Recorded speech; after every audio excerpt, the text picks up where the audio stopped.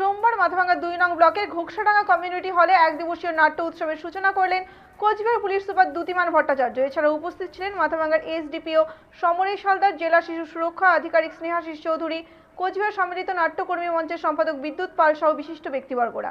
Community হলে সোমবার অনুষ্ঠিত হলো এক দিবসীয় মূকাভিনয় ও অন্তরঙ্গ নাট্য উৎসব।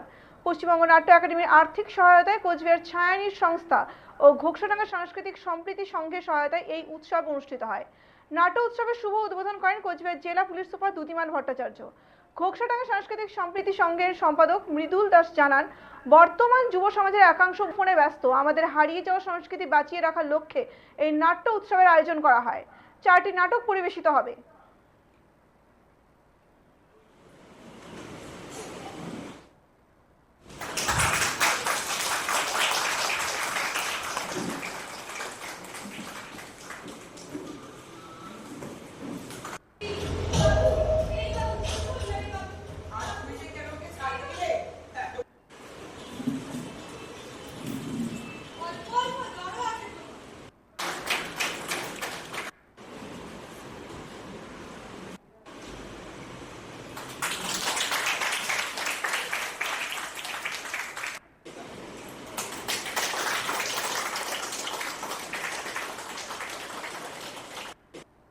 স্যার, ঘোকসাডাঙ্গায় নাট্য উৎসব হচ্ছে, আপনি উদ্বোধন করেছেন। আজকে এখানে ঘোকসাডাঙ্গাতে ছায়ানীরের তরফ থেকে মূকাভিনয় এবং নাট্য যে সন্ধ্যার আয়োজন করা হয়েছে, তাতে এখানে বহু মানুষ এসেছেন।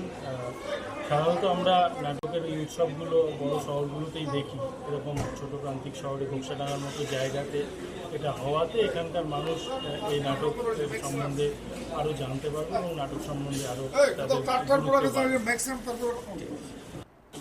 স্যার, ঘোকসাডাঙ্গায় সামনে আসন গ্রহণ করবার জন্য অনুরোধ করছি। আমরা এক্ষুনি একটি ছোট নাটক শুরু করব।